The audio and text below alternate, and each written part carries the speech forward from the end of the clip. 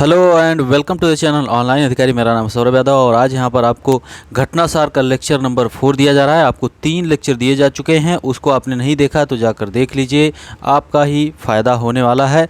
और 3 लेक्चर जो हुए हैं उसके अलावा यहाँ पर उत्तर प्रदेश का लेक्चर अभी तक नहीं हुआ था और कुछ और लेक्चर, मान लीजिए 3 लेक्चर और आपको मिलेंगे और हमारा संभवतः आज ही प्रयास पूरे तरीके से ख़त्म करने का 2 दिन का हमने टारगेट फिक्स किया था। तो उसी हिसाब से बाकी सौरभ ऑफिशियल टेलीग्राम की लिंक डिस्क्रिप्शन में दी गई है, उसको ज्वाइन करिए, रेगुलर क्विज में पार्टिसिपेट करिए, समय कम है, बार बार रिवाइज करिए, यहाँ पर जो भी चीज़ें आपको दिख रही हैं उसको टिक कर लीजिए और बेहतर तरीके से रिवीजन करिए। तो चलिए, उत्तर प्रदेश का जितना भी करंट अफेयर है अब तक का, मतलब पिछले 2021 से और अब तक का जो महत्वपूर्ण है, सबका हम लोग यहाँ पर अध्ययन करेंगे। तो चलिए देखते हैं। वैक्यूम आधारित सीवर सिस्टम वाला आगरा देश का पहला जिला बना। वैक्यूम आधारित सीवर सिस्टम वाला आगरा देश का पहला जिला बना। आगरा वैक्यूम आधारित सीवर सिस्टम वाला देश का पहला शहर बन गया है। इन वैक्यूम का उपयोग सार्वजनिक स्थानों पर किया जाएगा। ठीक है। आगरा स्मार्ट सिटी के अधिकारियों ने मीडिया को बताया कि नगर निगम ने ताजमहल के पास ऐसे 240 घरों को वैक्यूम आधारित सीवर से जोड़ा है और इसमें कुल 100 करोड़ रुपए लगे हैं। 5 साल तक नीदरलैंड की कंपनी द्वारा इसका रखरखाव किया जाएगा। यानी नीदरलैंड की कंपनी के द्वारा ये सिस्टम लगाया गया है, सीवर सिस्टम। आगरा और देश का पहला जिला बन गया आगरा। और यूपीपीएससी के द्वारा कोई एग्ज़ाम करवाया गया था तो उसमें ये क्वेश्चन पूछा गया था। तो याद रखिएगा, आगरा वैक्यूम आधारित सीवर सिस्टम वाला देश का पहला जिला बना और नीदरलैंड के सहयोग से। उत्तर प्रदेश ई पेंशन पोर्टल वाला पहला राज्य। ई पेंशन पोर्टल वाला पहला राज्य श्रम दिवस था 1 मई 2022 को। श्रम दिवस के अवसर पर ही मुख्यमंत्री योगी आदित्यनाथ ने 11.5 लाख से अधिक पेंशनरों को सुगम जीवन की बड़ी सौगात देते हुए लोक भवन में पेंशनरों के लिए ऑनलाइन सेवा पोर्टल का शुभारंभ किया। 31 मार्च को सेवानिवृत्त हुए 1220 पेंशन धारकों के खातों में भी पेंशन हस्तांतरित की। ओके, ई पेंशन पोर्टल पर 6 महीने पहले ही रजिस्ट्रेशन करना होगा। ओके, तो ई पेंशन पोर्टल वाला पहला राज्य बन गया उत्तर प्रदेश। उत्तर प्रदेश में काला नमक चावल को बढ़ावा देने के प्रयासों को मिला लोक प्रशासन में प्रधानमंत्री पुरस्कार। काला नमक चावल को बढ़ावा देने के प्रयासों को मिला लोक प्रशासन में प्रधानमंत्री पुरस्कार। तो सिद्धार्थनगर उत्तर प्रदेश का जिला प्रशासन द्वारा काला नमक चावल को बढ़ावा देने के प्रयासों के लिए 21 अप्रैल को लोक प्रशासन में उत्कृष्टता के लिए प्रधानमंत्री पुरस्कार 2021 से सम्मानित किया गया। तो 21 अप्रैल को कौन सा दिवस होता है ये बताइएगा। और यहाँ पर सिद्धार्थनगर है। जब हम यूपी स्पेशल का लेक्चर 4 हो चुके हैं और भी एक लेक्चर में शायद कंप्लीट हो जाएगा। सिद्धार्थनगर मतलब कि नेपाल के साथ जो सीमा साझा करते हैं, बॉर्डर नेपाल के साथ सीमा साझा करने वाले उत्तर प्रदेश के जिलों की बात करें तो हमने ट्रिक बताई थी, पीके बस महाराज, पीके बस महाराज, पीलीभीत, खीरी, बहराइच, श्रावस्ती, बलरामपुर, सिद्धार्थनगर, महाराजगंज। तो ये सिद्धार्थनगर जिला जो है नेपाल के साथ बॉर्डर साझा करता है। काला नमक चावल वहाँ का जो है उसको प्रधानमंत्री पुरस्कार 2021 से सम्मानित किया गया। काला नमक चावल को भगवान बुद्ध का उपहार भी कहा जाता है। को सिद्धार्थनगर जिले के समग्र विकास के लिए इस एक मिशन मोड एक जिला एक उत्पाद योजना के तहत सम्मानित किया गया है। एक जिला एक उत्पाद योजना 24 जनवरी 2018 को शुरू हुई थी और 2021 में एक क्वेश्चन वोडी ओपी से था। ओके, उत्तर प्रदेश विधान परिषद में भाजपा को स्पष्ट बहुमत मिला है। 36 सीटों पर चुनाव हुआ था जिसमें से 33 सीटें बीजेपी को प्राप्त हुई और 3 सीटें निर्दलीय प्रत्याशियों को प्राप्त हुई। ओके, और 9 सीटें जो है कि निर्विरोध चुनी गई हैं। और इसके साथ ही बीजेपी की विधान परिषद में सीटों की संख्या 33 से 66 हो गई। समाजवादी पार्टी के सदस्यों की संख्या अब 17 ही रह गई हैं। ओके, उल्लेखनीय कि उत्तर प्रदेश की 100 सदस्यीय विधान परिषद के लिए 38 सदस्य विधायकों द्वारा चुने जाते हैं। 36 सदस्यों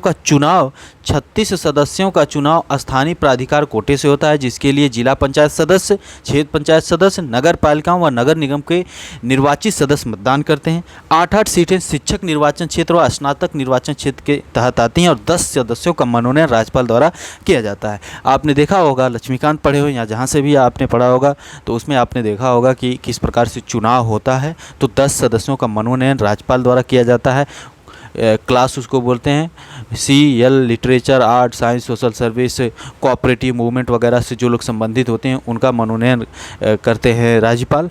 तो ये आप बताइएगा किस आर्टिकल, क्या किसी आर्टिकल वगैरह में ऐसा दिया गया है मनोनयन या फिर सीटों के बारे में विधान परिषद की? अगर दिया गया है तो आप कमेंट करिएगा। ओके, ठीक है।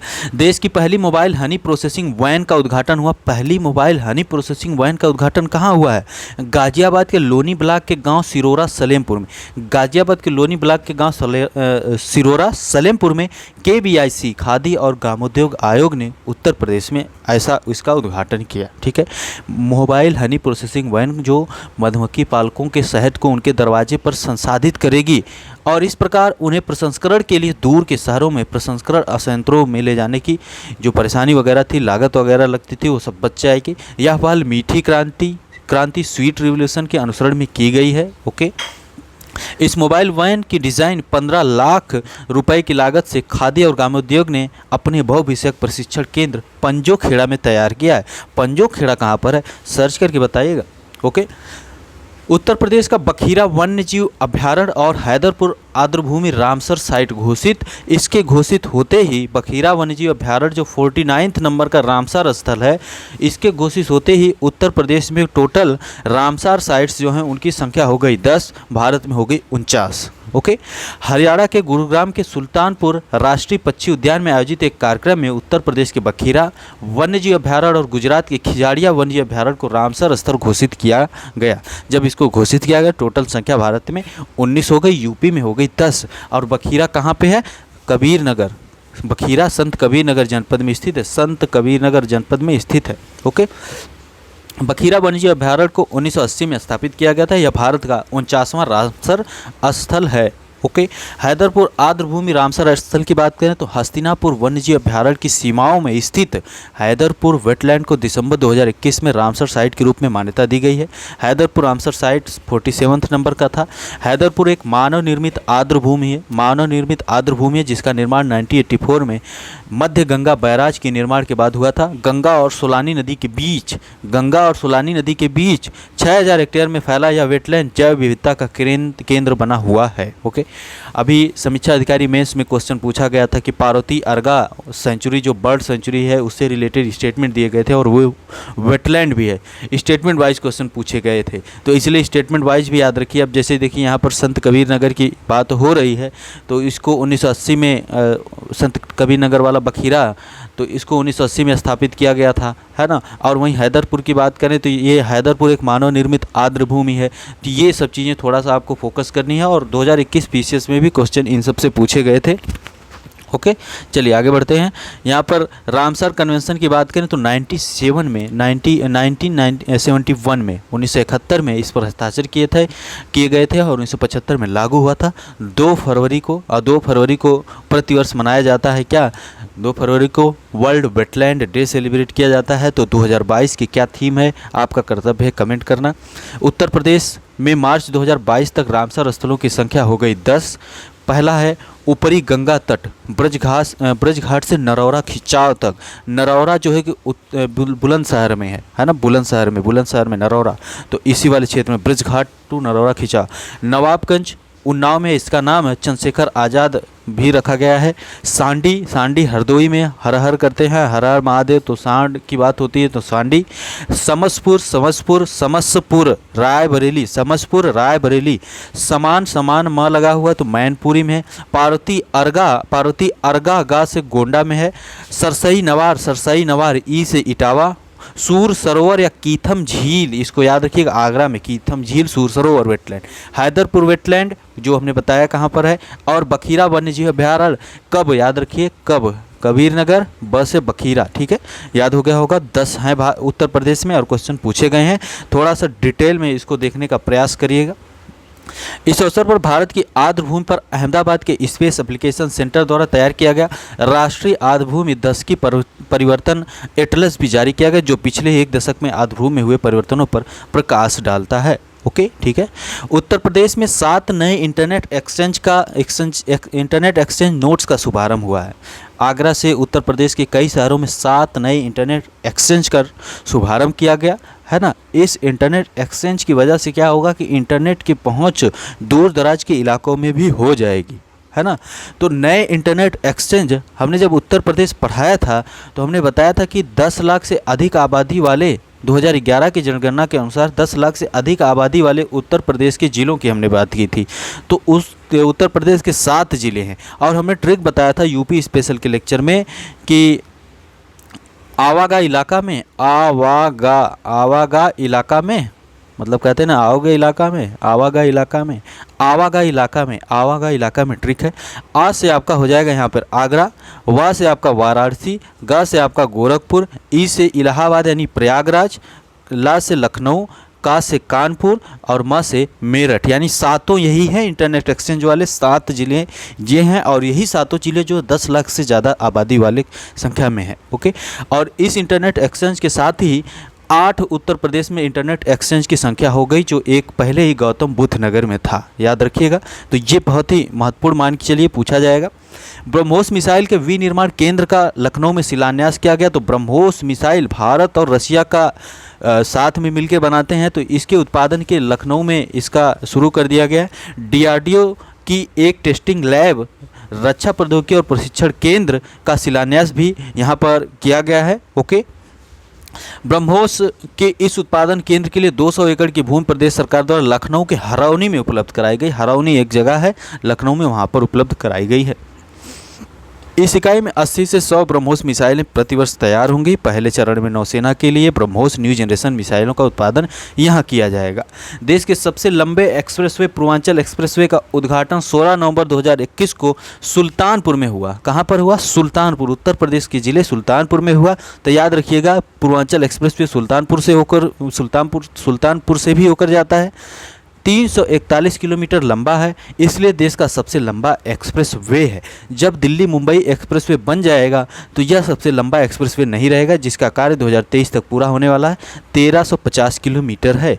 यह 22,400 रुपये पूरी इसमें लागत आई पूर्वांचल एक्सप्रेसवे में। 2017-2018 में क्वेश्चन पूछा गया पीसीएस में कि पूर्वांचल एक्सप्रेसवे कहाँ से होकर नहीं गुजरता है, तो आपको नाम याद करना पड़ेगा। बाराबंकी से होकर गुजरता है लखनऊ के पास। लखनऊ से बाराबंकी से सटे हुए अमेठी, अयोध्या जानते ही हैं, सुल्तानपुर हमने बता ही दिया। फिर उधर अम्बेडकर नगर, फिर आजमगढ़, फिर उसके बाद मऊ आपको दिखेगा। लखनऊ तो है ही, और वहाँ से मऊ होते हुए गाजीपुर चला जाता है। ओके, ठीक है। और यह जब उसका उद्घाटन हुआ था तो प्रधानमंत्री मोदी जी यहाँ पर जो है वायुसेना के सुपर हरक्यूलिस विमान से वहाँ पर एक्सप्रेसवे पर ही लैंडिंग किए थे। वायुसेना के सुखोई 30 व मिराज 2000 जैसे विमानों ने भी एक्सप्रेसवे पर लैंडिंग व टेक ऑफ कर अपनी शक्ति का प्रदर्शन इस अवसर पर किया। पूर्वांचल एक्सप्रेसवे देश का ऐसा तीसरा एक्सप्रेसवे है जिस पर लैंडिंग व टेक ऑफ भारतीय वायुसेना के विमानों ने किया है। ठीक है, देश का तीसरा है। और मेरठ प्रयागराज जो बन रहा है गंगा एक्सप्रेसवे, उसकी लंबाई 594 किलोमीटर है। तो 2024 तक यह पूरा हो जाएगा, तो यह दूसरा सबसे लंबा हो जाएगा। उसके बाद पूर्वांचल एक्सप्रेसवे 341 किलोमीटर वाला तीसरा हो जाएगा। झांसी रेलवे स्टेशन का नाम वीरांगना लक्ष्मीबाई स्टेशन रख दिया गया है। दांदूपुर रेलवे स्टेशन का नाम अब माँ वाराही देवी धाम। दांदूपुर रेलवे स्टेशन का नाम माँ वाराही देवी धाम, उत्तर प्रदेश से लखनऊ वाराणसी रेलखंड पर। तो दांदूपुर बताइएगा, दांदूपुर किस ज़िले में स्थित है, ये कमेंट करिएगा। उत्तर प्रदेश के रटौल आम को जीआई टैग दिया गया। बागपत जिले में यह उत्पादित किया जाता है। इस आम का नामकरण रटौल गांव के नाम पर किया गया, जहां इसकी उत्पत्ति हुई थी। यह आम अपनी विशेष सुगंध और स्वाद के लिए प्रसिद्ध है। इस आम को पाकिस्तान द्वारा अपनी मूल उपज के लिए भी दावा किया जाता है। पाकिस्तान तो पूरा दावा करता है, भारत ही उसका है। रटौल आम को अच्छी जल निकासी वाली मिट्टी में 5.5 से 7.5 पीएच मान के साथ रेतीली और दोमट मिट्टी में इसको उगाया जाता है। याद रखिएगा, बागपत। और बागपत हमने ट्रिक बताई थी, SSB में गेम हो रहा है, GAME गेम, जो हरियाणा के साथ बॉर्डर साझा करते हैं। तो सहारनपुर, शामली जो सबसे पश्चिमी जिला, 20 से बागपत वहीं है। फिर गौतम बुद्ध नगर, आगरा और गौतम बुद्ध नगर है, अलीगढ़ है फिर इधर, और यहाँ पर आपको दिखेगा मथुरा, है ना। ई को साइलेंट कर दीजिए। तो ये बॉर्डर साझा करते हैं 6 हरियाणा के साथ, जिसमें से एक है बागपत। उत्तर प्रदेश में विधानसभा का चुनाव हुआ और यहाँ पर चुनाव में सर्वाधिक 47 महिलाओं ने चुनाव जीता है, 47 महिलाओं ने चुनाव जीता है। 273 सीट जीतकर पूर्ण बहुमत से राज्य में लगातार दूसरी बार किसी पार्टी ने राज्य की राजनीति में 37 वर्ष बाद यह कारनामा किया और योगी आदित्यनाथ जी मुख्यमंत्री बने। इन्होंने 25 मार्च को शपथ लिया लखनऊ के इकाना स्टेडियम में। कब? 25 मार्च को। इनके साथ साथ केशव प्रसाद मौर्य और ब्रजेश पाठक उप मुख्यमंत्री भी बने। याद रखिएगा, 37 वर्षों बाद ऐसा कारनामा हुआ। 47 महिलाएं चुनाव जीतकर आई हैं और यहाँ पर कुछ योजनाएं दी गई हैं। योजनाओं को पुरानी भी हैं, लेकिन बताने का तात्पर्य ये है, जैसा हमने अभी आपको बताया कि ODOP one district one product 24 जनवरी 2018 को शुरू की गई। उत्तर प्रदेश अडॉप्ट हेरिटेज योजना जो 16 अगस्त 2021 को शुरू हुई। अपनी धरोहर अपनी पहचान इसके तहत शुरू हुई, तो 16 अगस्त 2021 को। उसके अलावा उत्तर प्रदेश मुख्यमंत्री बाल सेवा योजना शुरू हुई 22 जुलाई 2021 को। उत्तर प्रदेश की योजना है, बाल सेवा योजना है। और उसके अलावा यहाँ पर जो आपको दिख रहा है कि उत्तर प्रदेश मुख्यमंत्री बाल सेवा योजना सामान्य को स्वीकृति दी गई 2 अगस्त 2021 को। इस योजना के अंतर्गत कोरोना संक्रमण से इतर किसी अन्य कारण से अनाथ हुए बच्चों को आर्थिक सहायता दी जाएगी, लेकिन इस वाली योजना में कोरोना की वजह से जो बच्चे अनाथ हुए उसको उन लोगों को ऐसा सहायता दी जाएगी 4000 रुपये प्रति माह की। तो याद रखिएगा, सबसे पहले यहाँ पर Uttar Pradesh adopt heritage policy, फिर उसके बाद उसके पहले आपने देखा है कि ओडीओपी संभवतः पूछा जाए। उत्तर प्रदेश का पहला आयुष विश्वविद्यालय गोरखपुर पिपरी तरकुलहा गाँव के उत्तर प्रदेश के पहले आयुष विश्वविद्यालय की आधारशिला रखी गई। इसका नाम महायोगी गुरु गोरक्षनाथ उत्तर प्रदेश आयुष विश्वविद्यालय रखा गया है। ठीक है, अब आगे बढ़ते हैं। यहाँ पर है कि उत्तर प्रदेश संस्कृत संस्थान के पुरस्कार हैं, जिसमें से विश्व भारती पुरस्कार ओम प्रकाश पांडे जी को दिया गया। विश्व भारती पुरस्कार ओम प्रकाश पांडे जी, याद रखिएगा, विश्व भारती ओम प्रकाश। और डॉक्टर विशन लाल गौड़ को महर्षि वाल्मीकि का पुरस्कार और कमला पांडे को महर्षि व्यास पुरस्कार दिया गया है। तो आपको कमेंट क्या करना है, उत्तर प्रदेश संस्कृत संस्थान की स्थापना कब हुई, उत्तर प्रदेश हिंदी संस्थान की स्थापना कब हुई। ओके, ठीक है, ये कमेंट करिएगा। अब यहाँ पर कुछ चीज़ें जो एकदम तथ्यसार में दी गई हैं, उसके अलावा हमारे पास और भी चीज़ें, हमने घटना चक्र से भी कुछ चीज़ें उठाई हैं जो आपके लिए महत्वपूर्ण है, उसको भी हम लोग देखेंगे। लेकिन उसके पहले यहाँ पर हम लोग देख लेते हैं। अगर 35 मिनट के अंदर का लेक्चर रहा तो पूरे तरीके से यहाँ पर रिवीजन किया जाएगा। मुकुल गोयल जो थे उत्तर प्रदेश के पुलिस महानिदेशक, उनकी जगह पर देवेंद्र सिंह चौहान को कार्यवाहक पुलिस महानिदेशक नियुक्त किया गया मई 2022 में, इसलिए महत्वपूर्ण है। कौन है? देवेंद्र सिंह चौहान मुकुल गोयल की जगह। NSDC इंटरनेशनल तथा हिंदुस्तान पोर्ट्स प्राइवेट लिमिटेड के बीच उत्तर प्रदेश के किस स्थान पर स्किल इंडिया अंतर्राष्ट्रीय केंद्र की स्थापना हेतु समझौता ज्ञापन पर हस्ताक्षर किया गया? स्किल इंडिया अंतर्राष्ट्रीय केंद्र वाराणसी में। ओके, ई पेंशन पोर्टल शुरू किया उत्तर प्रदेश ने 1 मई 2022 को। ई पेंशन पहला राज्य ऐसा बन गया। अप्रैल 2022 में को सूरत में स्मार्ट सिटी स्मार्ट शहरीकरण सम्मेलन में सर्वश्रेष्ठ राज्य का पुरस्कार उत्तर प्रदेश को। जल जनित और बैक्टीरिया जनित बीमारियों के प्रसार को रोकने के लिए अप्रैल 2022 में राज्य सरकार ने दस्तक अभियान शुरू किया। दस्तक अभियान याद रखिएगा। लोक निर्मला सम्मान 2022 से शारदा सिन्हा जी को सम्मानित किया गया है। लोक निर्मला सम्मान 2022 से शारदा सिन्हा जी को। ओके, और नरेंद्र मोदी प्रधानमंत्री जी ने पिछले दिनों मेरठ के किस कस्बे में मेजर ध्यानचंद यूनिवर्सिटी की आधारशिला रखी? सरधना कस्बे, सलवा और कैली गांव मेरठ में है। ओके, हाल ही में जल शक्ति मंत्रालय द्वारा किस दिशा में उल्लेखनीय प्रयास के लिए उत्तर प्रदेश को शीर्ष स्थान प्रदान किया गया? जल संरक्षण में। ओके, महाराजा सुहेलदेव विश्वविद्यालय नाम रखा गया है आजमगढ़ विश्वविद्यालय का। रामपुर में अमृत सरोवर उत्तर प्रदेश का वह जिला जहां देश का पहला अमृत सरोवर अप्रैल 2022 में पूरा किया गया, तो रामपुर में है। ओके, रामापति शास्त्री जो हैं कि प्रोटेम स्पीकर बने थे और सतीश महाना 18वें नंबर के क्या बन गए? 18वीं उत्तर प्रदेश की विधानसभा में सतीश महाना जो क्या बने? विधानसभा अध्यक्ष बने। तो बताइएगा कौन से नंबर के हैं, कमेंट करिएगा। मतदान केंद्र को ग्रीन बूथ बनाया गया लखनऊ में, एक मतदान केंद्र उसको ग्रीन बूथ बनाया गया। AP सेन PG कॉलेज को ग्रीन बूथ बनाया गया। KK बिरला फाउंडेशन के प्रतिष्ठित सरस्वती पुरस्कार सरस्वती सम्मान 2021 से किसे सम्मानित किया गया? रामदरस मिश्र। हमने बताया था सरस्वती जी की शरण में राम जी आ गए। ओके, और पूछा उनसे कि मैं तो यहाँ हूँ, इनका कृत है मैं तो यहाँ हूँ, ऐसे करके। तो रामदरस मिश्र, इनको सरस्वती पुरस्कार सरस्वती सम्मान 2021 से सम्मानित किया गया। किस जिले को सर्वश्रेष्ठ प्रदर्शन के लिए जल शक्ति पुरस्कार दिया गया? उत्तर भारत की श्रेणी में तो मुजफ्फरनगर है। नेल्सन मंडेला शांति पुरस्कार दिया गया है प्रयागराज जिले की, वह शास्त्रीय नृत्य की शिक्षिका हैं बबीता वर्मा। बहुत ही महत्वपूर्ण, नेल्सन मंडेला शांति पुरस्कार 2022। अब यहाँ पर है कि भारत सरकार ने मई 2022 में उत्तर प्रदेश के किन शहरों को जोड़ने के लिए एक्सप्रेसवे को मंजूरी प्रदान की है? गाजियाबाद से कानपुर, गाजियाबाद से कानपुर। किसानों से गाय के गोबर को खरीदने की घोषणा किस सरकार ने की? तो उत्तर प्रदेश सरकार।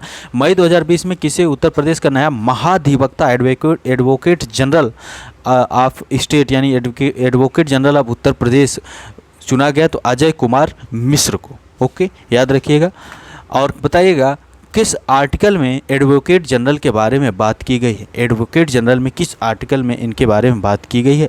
खादी और ग्रामोद्योग आयोग ने पहली हनी प्रोसेसिंग लैब कहाँ पर? उत्तर प्रदेश के एक गांव में। उत्तर प्रदेश के किस गांव में की गई? अभी हमने देखा पीछे कि उत्तर प्रदेश का कहाँ पर किया गया? आगरा में किया गया ना, उत्तर प्रदेश में आगरा में किया गया हनी प्रोसेसिंग वैन।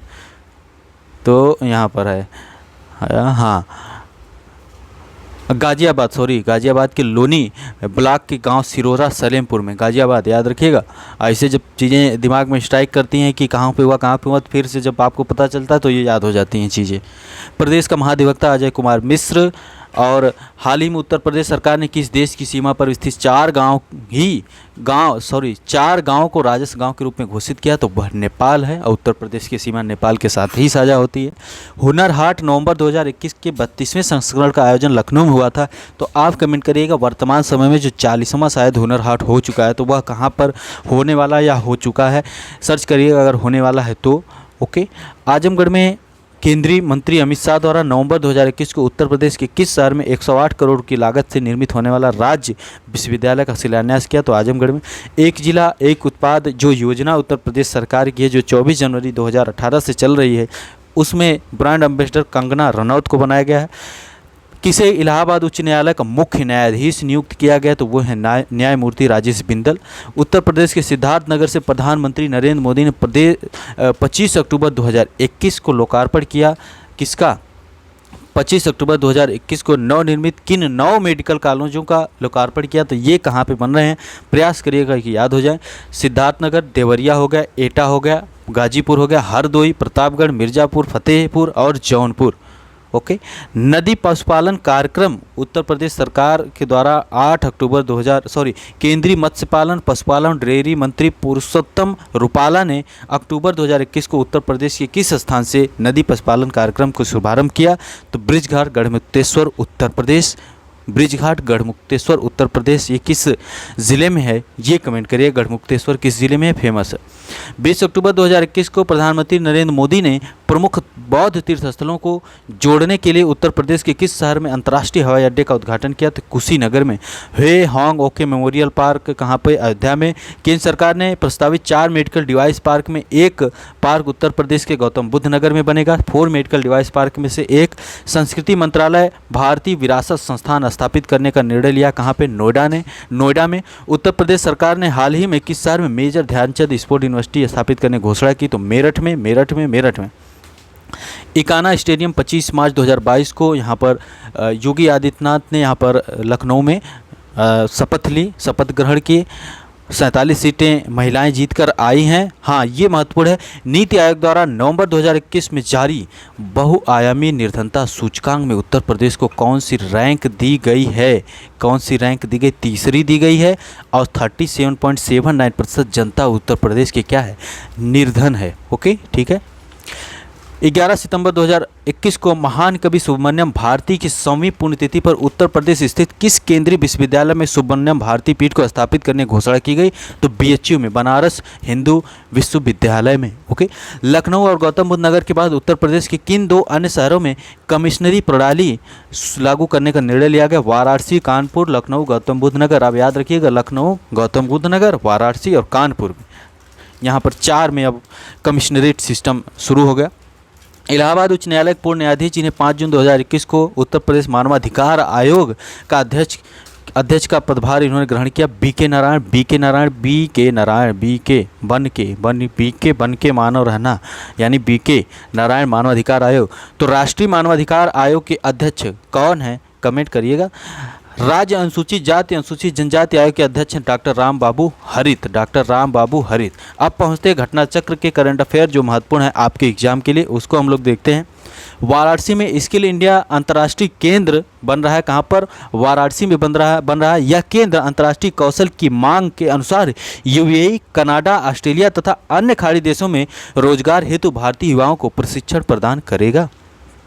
16 अप्रैल 2022 को भुवनेश्वर उड़ीसा में भारत के पहले स्किल इंडिया अंतर्राष्ट्रीय केंद्र की स्थापना हुई थी। ये भी महत्वपूर्ण है। स्किल इंडिया अंतर्राष्ट्रीय केंद्र की स्थापना भुवनेश्वर उड़ीसा में पहली वाली हुई, यहाँ पर दूसरी वाराणसी में हो रही है। बुंदेलखंड एक्सप्रेस वे की बात करें तो इसको भी मतलब घोषणा कर दी गई है। 30 अप्रैल 2022 को इसकी घोषणा की गई। यह एक्सप्रेसवे, इसका प्रारंभ भरहुत चित्रकूट से होगा और समाप्ति कुर्दैल इटावा में होगा। चित्रकूट, बांदा, हमीरपुर, महोबा, जालौन, औरैया और इटावा से यह होकर जाएगा। संभवतः प्रयास करिएगा कि याद हो जाए। इंडिया स्मार्ट सिटी अवार्ड 2020 में उत्तर प्रदेश को सर्वश्रेष्ठ राज्य का पुरस्कार दिया गया।